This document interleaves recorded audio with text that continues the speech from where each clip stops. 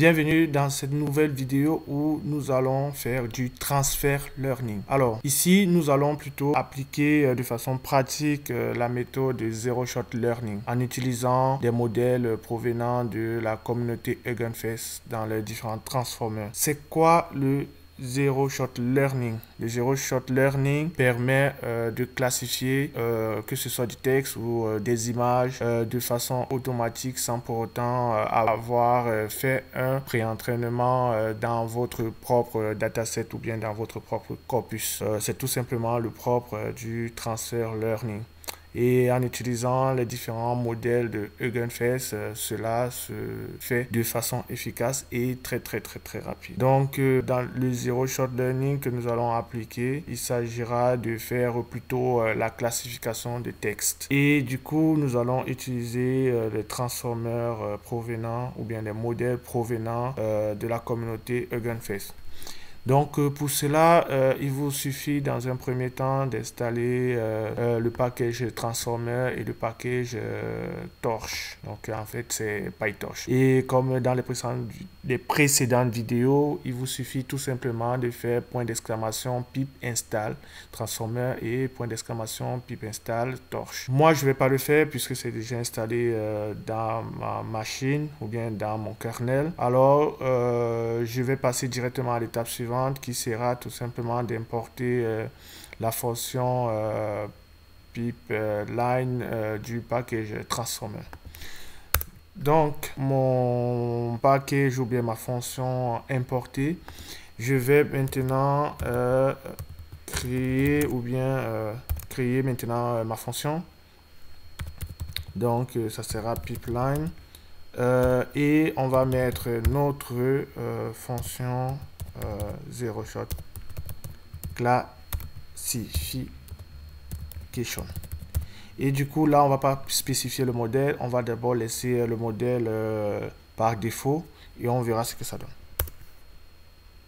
Donc vous voyez bien le modèle ici par défaut provient bien évidemment de Hugging Face. Donc il s'agit Facebook modèle large MNLI. Voilà, donc on va un peu attendre que notre pipeline se lance et on va continuer par la suite. Voilà.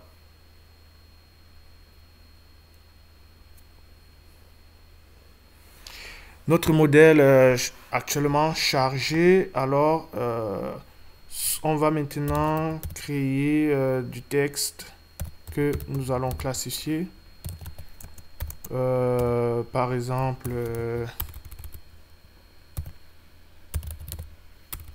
j'ai mangé une bonne pizza ce matin. Et on va mettre les labels candidates. Alors, on peut imaginer mettre, par exemple, je dis n'importe quoi, nourriture. Ensuite, je peux mettre sport. Je peux mettre musique. Je peux mettre film. Voilà. Et je vais du coup lancer mon modèle. Donc je vais intégrer le texte et les différents labels.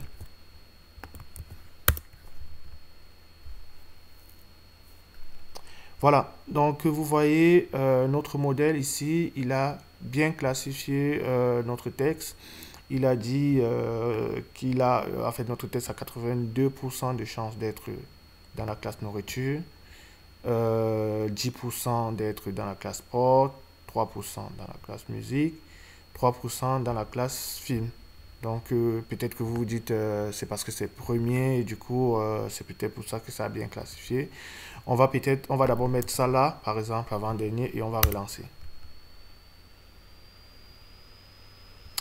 Bah vous voyez, il a toujours mis il a fait pareil. Donc, on a les mêmes pourcentages qui vont avec. Si on ajoute, par exemple, un autre texte, je mets, par exemple,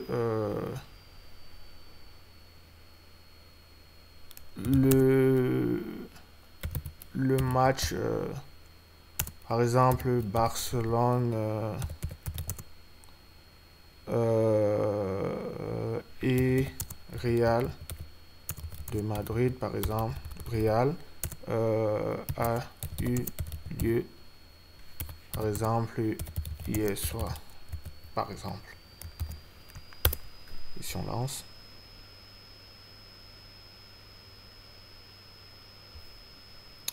voilà, vous voyez bien que cette deuxième séquence, en fait, il a classifié comme sport à 70%.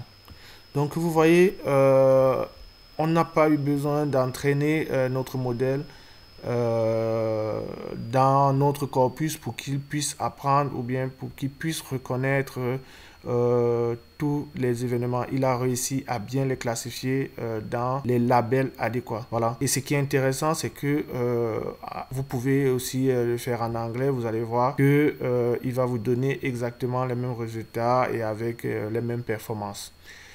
Donc, voilà, je vous invite à faire l'exercice aussi, par exemple, à appliquer d'autres modèles. Je vous mettrai le lien dans la description. Vous avez, par exemple, vous pouvez faire ça. Par exemple, vous voyez ici, il a fait en anglais et vous voyez, il a mis ce texte et les différents labels qui vont avec. Et le modèle a réussi à mettre, en gros, que c'est dans la politique. OK? Avec les séquences, avec les différents paramètres, que si c'est multiclasse. Voilà. Vous voyez là, on peut avoir plusieurs séquences comme je vous ai montré dans mon exemple. Vous pouvez même aussi faire du sentiment analysis en mettant des labels candidats à positif, négatif pour qu'il vous donne un peu le sentiment. En gros, il va les classifier à un certain pourcentage, si c'est positif ou négatif. Voilà, vous pouvez utiliser d'autres modèles en dehors de celui de Facebook, je vous ai montré. Et vous pouvez appliquer ça à d'autres langues. Vous voyez, on peut ici appliquer d'autres langues et mettre des labels qui ne sont pas forcément dans la même langue. Vous voyez la puissance de ce modèle. Voilà, vous voyez voilà, plusieurs langues qu'on peut mettre en place. Voilà, ça c'est du Zero Shot Learning fait de façon pratique. Vous avez vu comment ça fonctionne. Vous pouvez appliquer ça dans votre propre environnement et dans vos différents projets pour voir concrètement, clairement comment ça fonctionne. Il est très efficace et il fonctionne très bien. Donc, n'hésitez pas à regarder aussi des transformers, en fait, d'autres modèles proposés par la communauté Hugging Face. Vous pouvez également aller plus loin en mettant en place le petit dashboard Gradio que je vous ai montré dans la précédente vidéo qui apparaît tout en haut là. Vous pouvez cliquer dessus et aller regarder la vidéo sur Gradio.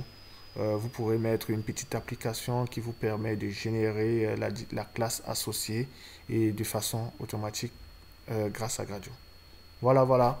Merci d'avoir regardé la vidéo. N'hésitez pas, si ce n'est pas encore le cas, à vous abonner, à liker, partager et laissez-nous des commentaires si vous avez des questions. Merci et rendez-vous à la prochaine vidéo. Ciao.